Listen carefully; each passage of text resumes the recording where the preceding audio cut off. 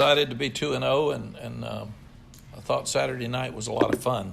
It's the best atmosphere I've seen here ever. It was a better atmosphere than the 10 years that we were here before. I think even the Florida State game, because and it was a better game and more excitement. But the crowd made a difference in this one, and the crowd was loud throughout. They were very engaged, and it was a fun night in Kenan Stadium. We need a lot of the fans to go to Wake Forest this Friday. I know it's tough on a Friday night because we hate competing with high school football, but that's when that happens with TV. That's what you do.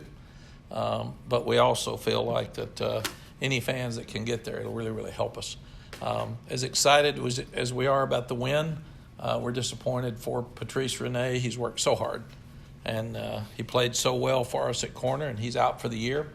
He does have another year that because he did not redshirt, so he'll have a decision to make whether he wants to rehab and come back for his fifth year, or whether he'll graduate in December and he could go ahead and try to get drafted or apply to the NFL, or he could go out in the business world. But we do want him back if he wants to come back, and hopefully Nick will be back before the end of the year. But you lose two seniors, you hate it for them more than anything else.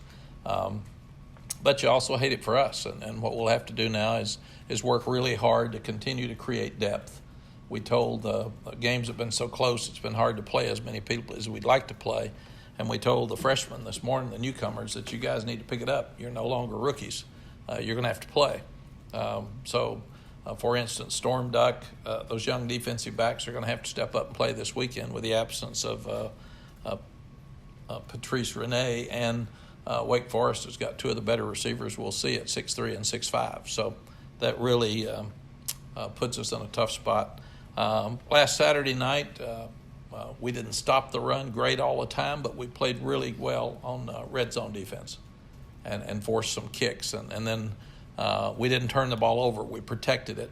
And with them, that we ended up getting a fourth down stop, which we count as a turnover, and two block kicks, which were really key.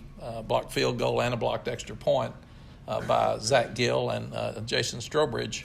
So we felt like that those were keys in the ball game. We knew we had to play a clean game with very few penalties. We only had one penalty, and that one penalty was a delay of game coming off the bench, which is unacceptable for us as coaches. So the guys did what they were supposed to do throughout the game, and I did think that we ran the ball well at times, and there were runs that made a difference in this ball game. So it really did help us, but we've got to improve our red zone offense too. We had a second down 2 that we ended up not making a first down. We had a third down and 3 where we would have gone 4 downs if we had made 2 yards, and instead we ended up fourth down and 4 or 5, and that's when we tried the 49-yard field goal instead of going for the first down. It's interesting with all these new analytics that you have on the sideline. They're telling you what to do. And sometimes I agree with them, sometimes I don't, because they're not there at the game. They couldn't see how good that Miami front was. So when they say go for a 4th and 5, I said, brother, you ain't here. You're not seeing what I'm seeing. We're having trouble with those guys up front. And the kicking game was better. Michael Rubino kicking the ball out every time really helped us. We had the great cover. Our punts were inconsistent, but our punt coverage was good, and they've got one of the best returners in the country. So at least he didn't get in the end zone on us. So we feel like that's an area we can continue to improve, but we felt like we made great progress in that area. The 3 players of the game, offensive player of the game was Sam Howell. I forgot to tell you last week. Did we release it last week? We did. Okay. And have we released these? We have. Okay. Well, you know it then. Tamon Fox had 3 sacks, and Michael Rubino kicking it out of the end zone every time was a great help for us in that ballgame, especially when you score and you got very little time left. You've got to make a decision to use. Most people will squib it to keep them from returning it, but then it gives you a shorter field and a better chance for a field goal. So Michael kicked it out, and that helped us. Today's practice was like a Tuesday practice, so tomorrow will be a Wednesday's practice because it's a Friday game and a very short week as we start going through. We've talked to the guys about they need to enjoy and appreciate their first 2 wins. We don't want them to forget them and act like they never happened. They're real, and they're good, and they're things that they should feel good about, and it should give us confidence going forward. But you also need to move forward. You can't keep talking about those games. You've got to start talking about the Friday night game with Wake Forest, and I think they're doing that. I really worried about it after the first game, but then after this week, it seems like their total focus is on trying to get to be 3-0, and they understand the importance of that. We still have a lot of things to fix. Our coaches are doing a very good job, but we can coach better than we've been coaching, and we can help the guys get in better positions than they've been in. I loved, obviously, the 4th and 17 call. That's the twice in my career that we've overcome a 4th and 17 and then a 4th and 18. Vince Young did it against Kansas one day in 2004 when we went to the Rose Bowl. And with Vince's, it was a deep square in on 4th and 18, and game's over if we don't make it. And he takes it down, starts running it, and I start screaming at him, "No, you can't do that." And then he made 2 missed. He made a third one miss. He stepped out of bounds 19 yards from the first down marker, and he looked at me and said, "Hey, Pops, you want me to go ahead and score, or you want to go to overtime?" I said, "Hey, smart aleck, why don't you go ahead and score, and let's get home." And he threw a corner for a touchdown to Tony Jeffrey the next play. But he showed a lot of composure, and I thought Sam showed that same composure on the 4th and 17 on Saturday, because a lot of young quarterbacks who had just been sacked would have had antsy feet, thrown to an underneath guy to get it out of his hands quickly, and they tackle us under the chains, and the game's over. But with him, he waited. He had the right route. It was a great call. And then I also loved his composure on the touchdown pass to Daz late. Bo drops the ball for a touchdown right before that, but he looks at 2 or 3 different people before he goes to Daz, and he throws the corner route, and Daz does a tremendous job getting his feet down.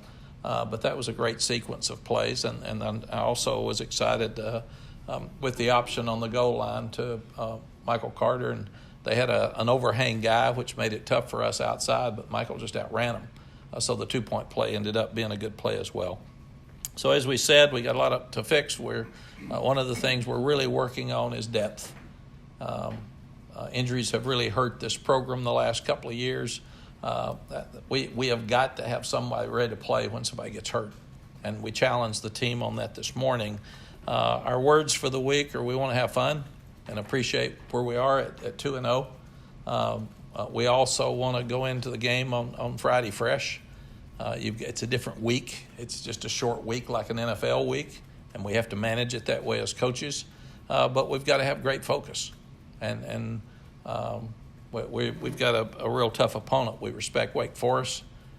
They have very few turnovers. They have very few penalties. They've got a really good kicking game. They're 2-0.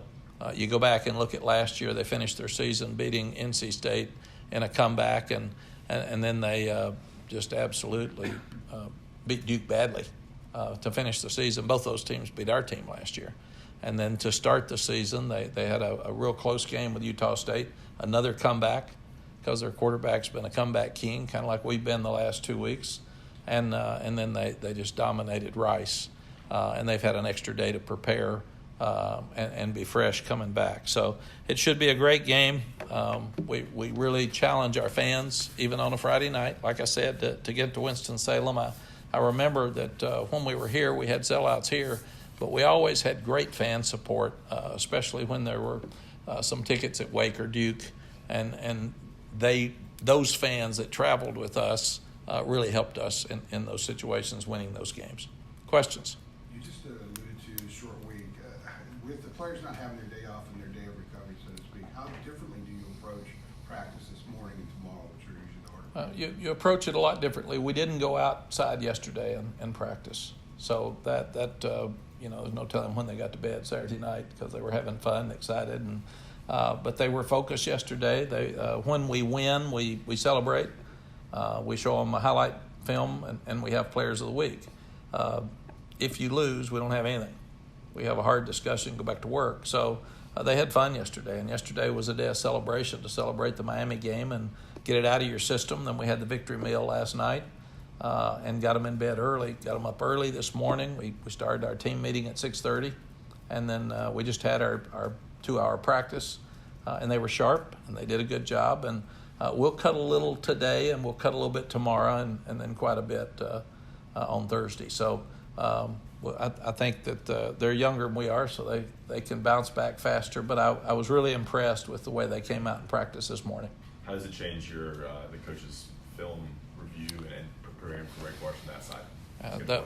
Yes, the weirdest thing about this early morning practice that I feel like most people don't fumble. You got to tuck it away, man. Okay, drop the mic. But the thing I feel is that when people start looking at early morning practice, everybody's going to go to it that can with the academic schedule. I mean, it's so weird that our coaches are through by 3 o'clock in the afternoon normally, and their wives are all panicked when they come home and say, "Did you get fired?" I mean, what are you doing home? Because coaches have never been home, and the players have their nights free. So they obviously have to go to bed early, which is also a good thing. But it's very, very different as you start looking at what we've all done for our entire careers. So with this bunch, I think the biggest part is that they've bought into the early morning practice. Last night, the only difference for our coaches is they stayed way late, because if you've got Monday off and Monday free, that's when the coaches usually finish their game plans. We didn't have a Monday. So the biggest difference was they were here way late last night and started at 6:30 this morning. So we'll grade this film today for practice, this video, and then we'll have our staff meeting this afternoon at 3, and then I'm sure we'll stay a little bit longer today and tonight just because of the timing of the game. Two really emotional games, obviously. A short week. How concerned are you about getting them refreshed mentally and emotionally and able to tackle Friday? We don't know this team. You know, this team with us has never been 2-0.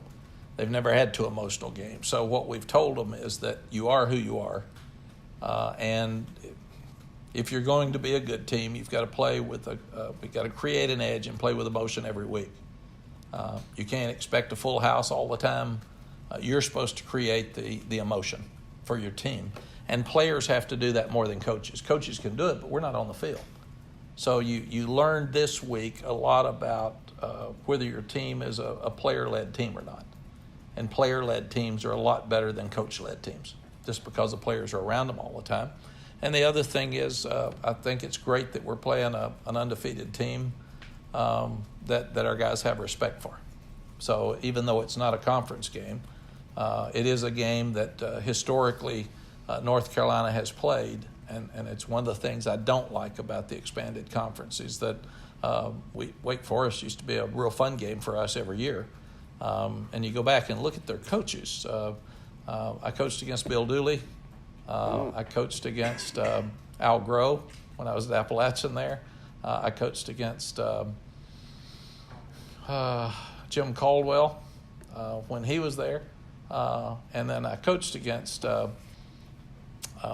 Jim Grobe, but it was when he was at Ohio U. I didn't get him at Wake Forest. So, but all those guys are great coaches and did a great job. Jim Grobe did things there that were just unbelievable for a long time. And Jim's become a great friend of mine, and I can see why now. But and Dave's continuing to do that. So all these guys have been really good fits at Wake Forest, and they've all done a great job. What's the number one thing you think Wake might give you trouble with on Friday? The thing that they do such a good job of, in my estimation, is playing clean, so they don't turn the ball over, and they do not have penalties. The other thing they do, I think they ran 106 plays maybe against Utah State. So they go really fast with an offense that runs the ball and throws deep to big, tall guys. And that's not bad. So we've got to defend a 6'3" Surratt, and we've got to defend a 6'5" guy. Scotty's really good. They're both basketball players. They're both athletic. They can jump. And our tallest corner was Patrice, and he's gone. So I think stopping the run and trying to defend those big, tall guys, and the quarterback's a good runner and thrower as well. So they do a great job of keeping the ball away from you, and they can throw it. So that would be my biggest concern, just looking at them for a day or two. Mack, what's the origin of the state championship concept that you created in your 30 years ago? Well, when we were here 30 years ago, at first we were trying to beat anybody. I mean, we had no wins. We had 20 losses and 2 wins. So we were trying to figure out what can we do to stir somebody up, stir the players up. And then we really felt like, and it's been my philosophy my whole coaching career, is if you can't win at home, you can't win on the road. If you can't recruit at home, you can't recruit out of state. So everything starts with your home state. And people used to laugh at the state championship, but all of our boosters liked it when we won it. So now they're asking me to get it back. Yeah, can we do that? But I do think the presence is we've got good coaches and good players at the 3 schools. We'll play a lot, 2 of them definitely, Duke and NC State. Those games are very important to our fan base. The Wake Forest game historically has been important to our fan base. And then you add Appalachian State, who's a great team, not a good team. That's you go back and look at their history next week. I mean, gosh, they're a play from upsetting Penn State in overtime and Tennessee, and you just go back and look at all the games they've played down to the wire with people. I think those 4 games are games that are really important to us. The other thing that's interesting is if we won those 4, that's 6. You've already got your bowl game. So it's really important to me personally for our fans because when they get up on Monday morning and go to work, they do not want their counterpart at Wake Forest laughing at them about their football team. And I learned that long ago. Don't mess up close to home because it smells. So you gotta make sure that you do your best in your state. Does that become a big talking point this week with the Wake game on Friday? It does. It's been a talking point since we got here. You can't make it a point of emphasis that week. When we got here, one of our first goal is to win the opener. We did that. Our second goal is to beat all the teams in the state. We haven't played one yet. We got 2 in a row. Our third goal is to win the Coastal. Our fourth goal is to win the ACC. And then hopefully you'd be in a position to win the national championship if that comes up. But those are our goals, and those will not change. Jonathan? Do you recall the moment Renee injured his knee? Yes, it's. I think it was Osborne. They hit a slant on the goal line, and actually Woolfolk is coming in, and Patrice is on the outside, and he's diving, and Woolfolk comes in and hits his knee from the outside. And I was hoping it wasn't bad, but he didn't play anymore after that. But it was a slant for a touchdown. And Nick was just rolled up inside when you saw him lay there. That's when he hurt his. It seemed like Miami got a lot more pressure after Nick went out. What do you guys plan to do to kind of help fix that? Yes, Brian Anderson has played quite a bit. I think he played 25, 28 plays against South Carolina, and then he came in and played a lot the other night. So what you do, and that's what I've told these kids, that's why everybody is one play away from playing in football. But Brian Anderson will be the starter, and then Ty Murray, the big freshman, will be the backup. And we need both of them to split time. So we've Ty got injured some in preseason along with Tristan Miller, and those 2 guys need to be playing. So this forces our hand that making sure Ty is ready. You feel good about putting him out there against Wake Forest, Ty Murray, in a pressure situation if you needed to? You don't know because he's never played. Yeah. So that's why my hair is gray and I look really old and tired. It's interesting. I told the players this before the game. Coach Royal, the legendary coach at Texas, told me this one time. The reason there's pressure on coaches is we have responsibility without control. So we have the responsibility as a head coach of how our coaches and staff coach without control. We have the pressure of how our players play without any control over it. You can coach them, but when they walk out on that field, it's like you're letting your child go to college. Okay, do good, have fun. My check's in your mouth. So that's pretty much what you're doing. And when you say, do you trust a freshman? I don't trust anybody until they go out there and prove they can do it. And then after a time, you trust them. I know that a certain number of those guys are going to show up and play good every week. I know that. There's also a group that you're just not sure yet because they haven't earned the right to get those snaps. Brian's earned that. Ty hadn't played enough yet. So hopefully now he will. And then as a coach, we have to decide how many plays, if Ty gets in, how many plays does Ty get?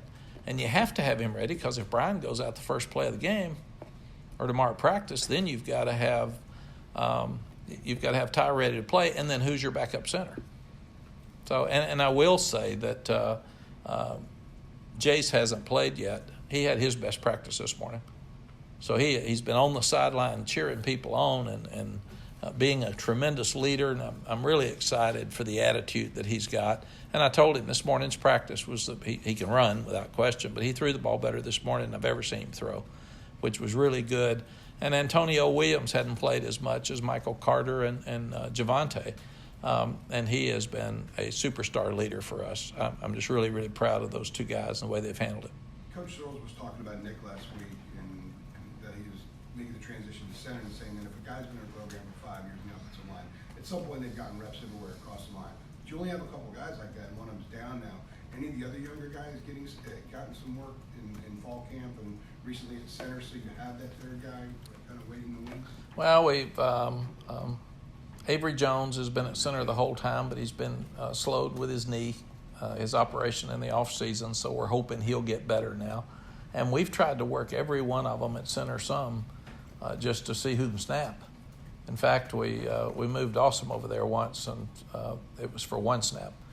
He snapped like I did, so he's a basketball player. No, he's a tackle or a guard. But we feel like all those young guys are good. But now Nick was such a valuable player for us because he could play both guards and center. And you could just move him around, let him do anything. He knew everything, and he's a great leader. So we just got to get somebody else ready to go. Coach, at the beginning of the year, you said you didn't feel the pressure. You thought you guys would be pretty good. Now, 2 games in, winning, getting the fans out there on Saturday night, how are you feeling now? I'm feeling tremendous pride. I don't feel any pressure at all. You know, everybody came up to me. They were so happy that we beat South Carolina, and they were all saying, "What a great game, man! That's great." Oh boy, if we could only beat Miami. Oh, if we could just beat Miami. Oh, it's going to be so great if we can beat Miami. Well, if I go outside to lunch today, it's going to be, hey man, Wake. We got to beat Wake. So that's my life. That's my life. It doesn't change, and that's a good thing. But that's the pride that the Tar Heel fans are having right now in their program, and they want it so badly. I think we saw that Saturday night. Is that they're just crying for a great team, and they want these kids to do well, and I think they know we've still got a lot to do, but they know that the kids are trying really hard, and these coaches are working so hard, and we want the kids to win as badly as the fans do. So we're all pulling for them, and I told the kids Friday, you are who you are, and this is a big stage. And if you want to be on the big stage, win. I mean, you can't go out and stink against Miami and walk around like you're good. So if you want to be good, welcome to the big stage. You got a packed house and a national TV audience. Now we told them, how many want to go to a bowl? You want to go to a bowl? Well, everybody stuck their hand up. And I say, if you don't leave, get out of here, because I want to go to a bowl. I said, so this is a huge game to get number 3 if you want to head toward being bowl eligible. So I think they just have to learn who they are. And we said in life, when you get a great award, you got to get up the next day and go back to work. So don't think, be proud of this. And I used to say, forget it, don't speak, don't say it, but be proud of it. That's good. Let it help you build confidence. But let it help you get to the next game with emotion and be proud. Don't let it set you back because you're in a position where you're walking around being cocky and thinking about that last one. We didn't win the last 2 games because we stood around, and we had to come back in both of them. So that's what these guys are starting to understand. They're learning how to win, and that's fun to watch. And how important is that, Coach, with these 2 wins coming off of comeback victories in the 4th quarter? Them learning and knowing how to win and how important that will be for them, for your opponents moving forward. Yeah, I as a head coach couldn't have scripted it any better, because the biggest problem that we had on Saturdays were we were in some 4th quarter games and didn't finish. So now they finished twice. And we sat out there, and it's amazing the learning curve and the teachable moments that you have. So Miami drives down and scores. They've got to go for 2 and tie it up. And I told the defense at that point, I think there's 4 minutes left in the game, 4:25 or something. I said, if you stop them on this 2-point play, we win the game. If you don't, we're probably going to overtime. But if you make this stop, we're going to win the game. And I didn't realize they were going to kick it a last-second field goal. But I did feel like we would kill the clock, we'd drive it down, we'd score, and that's the way we've won so many games. And when they stopped them on the 2-point play, I just thought it gave us confidence on the sideline. Okay, offense, now you got your chance to win the game, go win it. And then they were able to do that. Are you able to limit the penalties and the turnovers and play a clean game against Miami? How? I think just time and time again in practice where we take a picture of everybody that has a ball in their hand, and we take the video, and we take it off video some, and we critique every time a ball is in the hand of an offensive player, and take the picture and show him, no, that's a fumble just about to happen. And Sam did a better job of taking care of the ball this week because your quarterback is the worst ball handler because he doesn't get hit in practice, and he's the guy that's usually got it out here, and he's looking downfield, and that's why they get so many stripped. But Sam did a better job, and our guys have really taken care of the ball. As far as the penalties, we had so many last year, and we've had the ACC officials out there every day, and we call every penalty. And just like this morning in practice, we had 1 penalty again. So we're critiquing the penalty. We're calling the guys out at practice. We're bringing it up in team meetings where they see.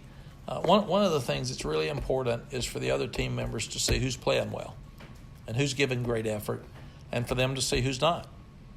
Because the guys that aren't playing well are usually the ones griping in the locker room. Well, we need to show everybody this guy's playing well and this guy's not, so you need to pick it up.